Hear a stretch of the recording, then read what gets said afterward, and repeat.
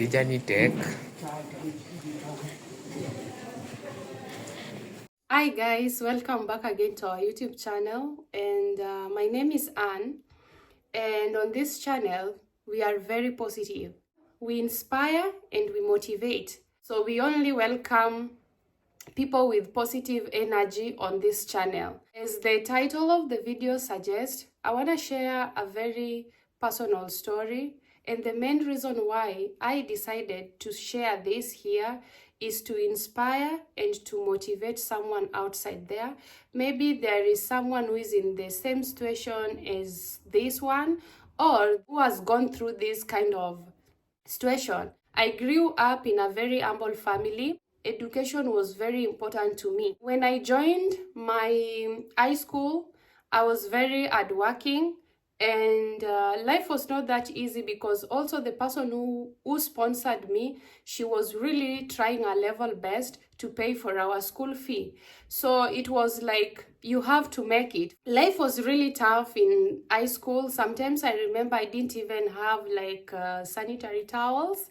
And I remember, I don't know, God is always performing his miracles. Today we are not crying here. Today we are just here to talk and to encourage each other. I don't know why I'm becoming very emotional. Also, when I was there in the school, I met very great friends. And sometimes these people, they really helped me a lot without even knowing. They would help me with maybe some snacks, some mostly sanitary towels, because sometimes I didn't have them. So as the title of this video suggests, I want to talk a little bit about my grandmother. Yes, so that at least you can understand the reason why I'm sharing this story. My grandmom comes from a very, very humble background, and I remember very well that the reason why my mom didn't finish her high school, it was because of poverty. The dad died and the mom was left with kids, and she was really struggling to put the food on the table. But what I know about my grandmother, she loves anything to do with education. I remember there was a time she will tell me that education is very important. You see how we are going through a lot. If my grandchildren can manage to go to school, I will be the happiest grandmother ever. This is my grandmother from my mom's side. My grandmother from my dad's side is dead. So may her soul rest in peace. She played a big role in our life, and we can never take that for granted. So let me talk about my grandmother from my mom's side. So my grandmother used to encourage me a lot because she saw that I was a go-getter. I was a very serious person when it comes to education. I was in a boarding school, and you know that in a boarding school in Kenya, people cannot just come in to visit you. It's either your mom or your dad or your siblings, but their names has to be written on the book. Yeah, there is a special day for parents to come to school and visit their children. While I was there, my grandmother is a Catholic. So we had a big church in the school. So once in a while or once in a month, there is a big mass. So many churches come together and they celebrate that day. So my grandmom would take this opportunity and come and visit me. And when she comes to visit me, guess what? She would carry boiled potatoes, the sweet potatoes, and also she would carry mangoes, because where my grandma lives, they have a lot of fruits and the soil there is very fertile. And she would make sure that she comes to the school to visit me. And there is this day that made me do this video today is when there was a time it was raining, and my grandmom came with a big bucket on her head, and she wasn't allowed to come in. Plus, you can't bring food to the students just like that, mostly when your name is not in the book. She insisted until the teachers there gave her a chance to come and see me. And guess what? She walked with this bucket of fruits and boiled sweet potatoes to the door of my classroom. And when she got there, she was calling my name, Anna, Anna, Bika yakelo ni chiemo. She didn't even know that you have to go to the principal office to give this kind of stuffs to the student. And imagine they walk, because if I can remember well, from my school to my grandmother's village, there are no buses there. It's either you take a motorbike, but mostly motorbikes, they are very expensive. So my grandmother could not afford the money. 50 shillings, I think. Going and coming back is around 100 shillings, but she couldn't afford that. So she would walk to bring for me the fruits. And also sometimes I don't have the bus fare to take me back to my village, because my village is very far from my school compared to my grandmother's village. So my mom would call the teacher and she will tell the teacher that tell Anne to go and stay at her grandmother's house, because house, yeah, you guys keep on telling me that I say house. I should say house, okay. So another thing about my grandmother's village, they have a lot of farm produce, but when it comes to seafood, they don't have that a lot, because they don't have a lake around or a big river to get the fish. So fish and meat, those things, they were very luxurious. So I remember all the time that I had visited my grandmother for the holidays, my grandmother would make sure that I don't eat skuma wiki, kales, yeah, kales. So my grandmom will tell me that, my granddaughter, I don't want you to eat the kales again, because that's what you have been eating in school. So I want you to eat a different food. At least when you go back to school, you will not feel bored with the skuma wiki or kales every day. So my grandmom was really trying for me very hard. My grandmom wouldn't even allow me to go to the farm with her. She would tell me that just wake up in the morning, take your water, take a shower, read your books, study. You got this small chance to study. So what I need you to do, just study. And I will do that. I didn't have this habit of loitering around or visiting other people, neighbors. No. Me, I prefer staying at home. So from all this, just to cut the story short, I used to have my uncle, my mom's brother. My uncle used to support my grandmother, because life in that village, guys, it's not a joke. So when my uncle passed away, my grandmother, I think she couldn't believe it, because now there is nobody to help her. And mind you, my grandmother is 84 years old. Right now, she's 84 years old. I think this thing really eated my grandmother so bad, and I think she went into depression. And you know, in the village, whether you are depressed or not, nobody knows or nobody cares. From that point of my grandmother's life, it was really bad for her, because imagine now she can't do anything. And before my uncle died, she had problem with her eyes. There was a time my uncle took her to the hospital and they did a surgery, but the surgery did not go well. So until now, my grandmother has problem with her eyes. It reached a point whereby my grandmother could not see properly. One side is gone, but this side she can see a little bit. After my uncle passed away, just thinking of what my grandmother did to me when I was a student, and the fact that she didn't have anything, but she was really trying her level best to give me something, at least what she had. Just that one thing she did, I told myself that I know I'm not financially stable like that, but getting my grandmother food, I don't think it will be a problem. Yes, fixing small things, like there was a time our house was really bad and I had to put new doors. I had to put new windows, because you know she's old, and if she doesn't have like a proper door or a proper window, somebody, you know, the village boys might sneak in and they can do something bad. Because there was a time that somebody tried to sneak in the house, and lucky enough there was somebody with my grandmother.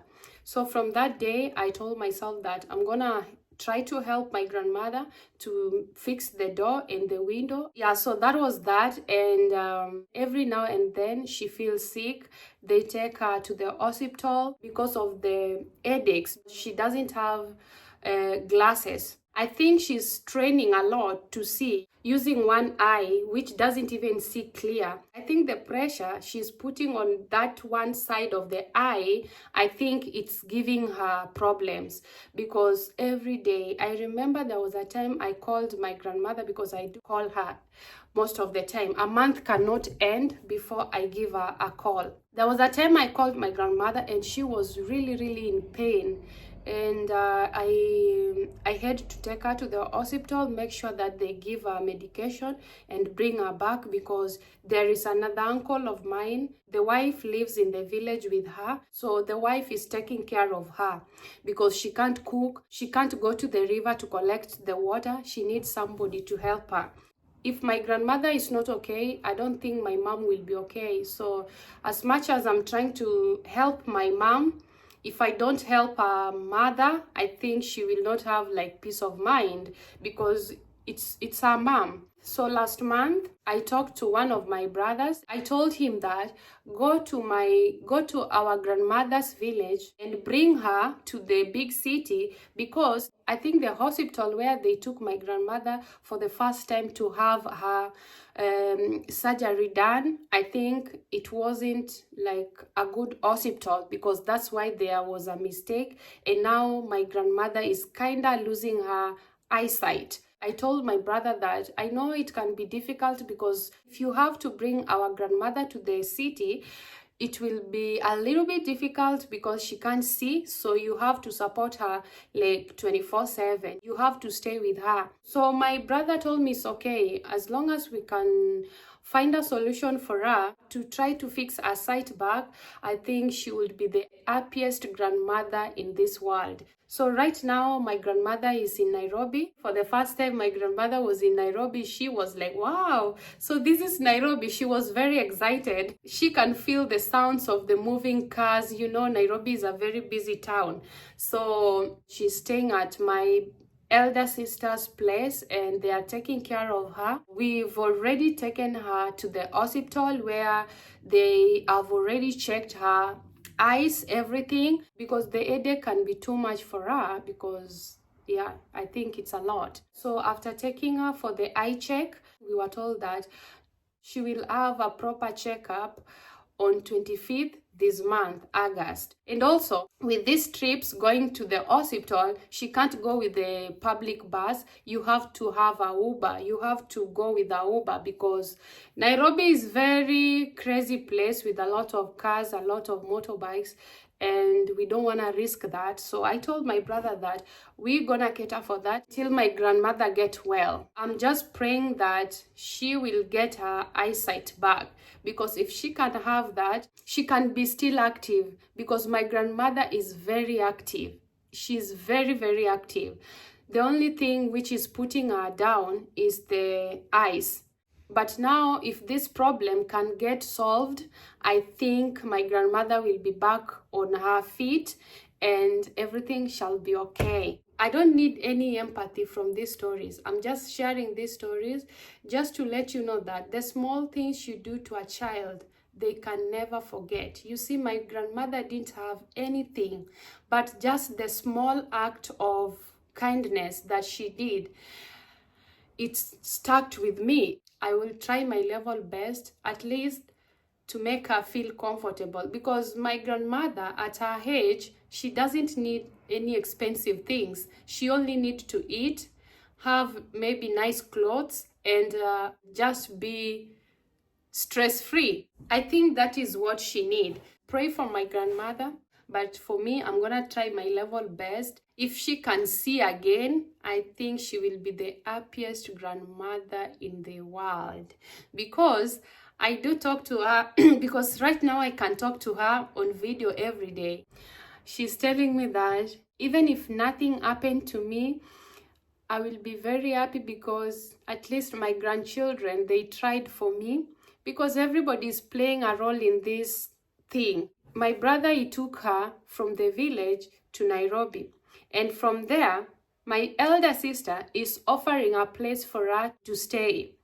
And the same brother is the one who is taking her to the hospital every day.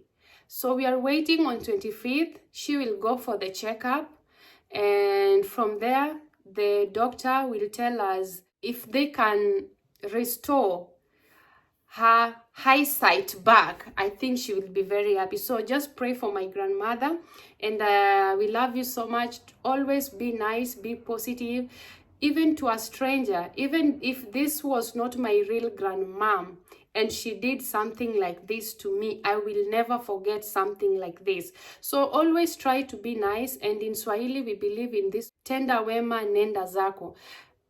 Do good, wait for your blessings. Don't worry about what you did. You do good. Humanity is one of the things that I value a lot. Be nice to people, be kind, be positive. You don't know anybody's story. Maybe that stranger that you once met on the road might be your, how do you say it? Might be your, how do you say it? Your breakthrough. She or he can bring blessings to you. So be positive. I'm just gonna end the video here. But before ending the video here, I had asked one of my cousins to take a video for me when they were taking my grandmother to the hospital. But guess what? They took a video less than 2 minutes. So I'm gonna post it here. At least you can see my grandmother. But the most important thing, pray for my grandmother. And I want to see her sing again. Yeah, I want, when I will be back in Kenya, I want her to see me. Yes, I don't want her to feel that I'm there, but I want her to see that I'm there. So that's gonna mark the end of this video. If you're afraid to share your past, you're afraid for the new growth. Yes, you share them and people learn through your story. Yes, so learn from my story, be nice. Enjoy watching my grandmom and see you again on our next video. We love you so much. Give the video a like. Let me know if you can relate to this kind of stories. Let me know in the comment section. And you guys, I saw some people there when people said that my voice is screamy. You guys were supporting your in-law. How can you guys forget to support me? I'm your, how do you say it? I'm your sister. You forgetting that. Although this story is a little bit sad, but also we still find something positive about it. Because when my grandmother was being taken to the hospital for the checkup, for me, I was not expecting much because with the one eye remaining, she cannot see clearly. But the good news in that is that the doctor said that this one might be fixed. And that's a miracle because after the 2 surgeries, I don't think it can be advisable for them to do another surgery again. But the fact that we still have a little hopes, me, I'm so positive, and I will let you know, guys. I can't wait to see my grandmother sing again. I want her to see me, guys. I don't know why these positive people or nice people don't get nice things. Yeah, my grandmother deserved to have a better life before the end of this world for her. Yeah, my grandmother deserves the best. She's a very hardworking lady. She's very determined. She's very positive. Although she's old, but she always wanted her grandchildren to go to school. Imagine she didn't go to school. My grandmother can't even speak English. She cannot even speak Swahili. And for her, she said that for you to do away with poverty, you have to work hard in school. And through that, my grandmother encouraged me a lot, and although I never made it to university, but I was one of the best students. So, mwah.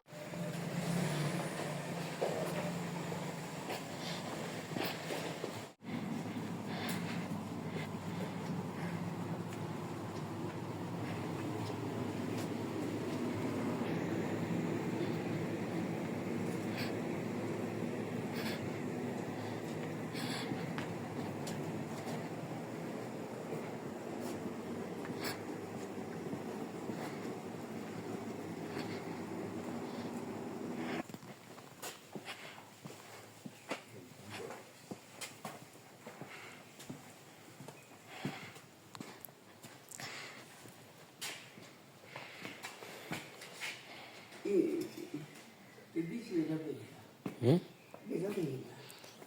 Idonyi sana nade. Sina gogo. Ago picha.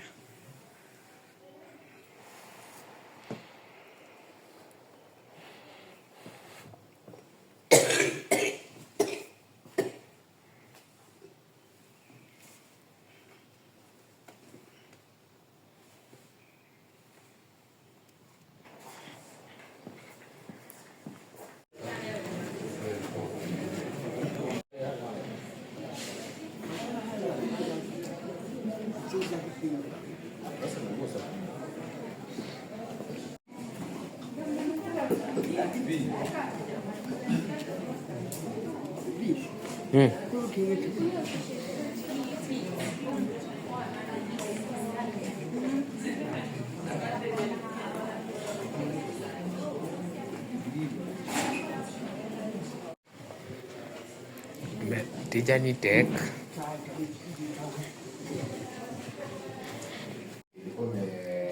Ona kidogo moja imepotea kama hii saidi imepotea saidi. Saidi ya right. Imepotea.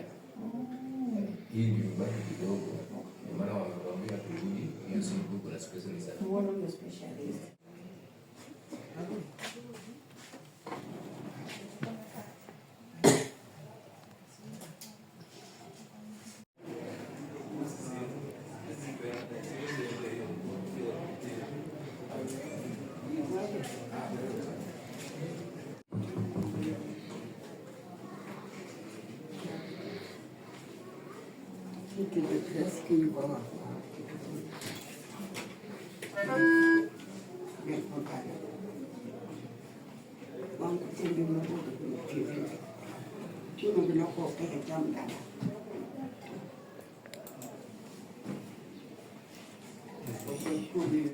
Nakula chumvi, mpunguzie chumvi, na kama ni mafuta mfinyike. Kama ni mafuta mwangalia asikule ile ya kupika, ile ya kupima. Maana ile ya kupima asitumiange hiyo.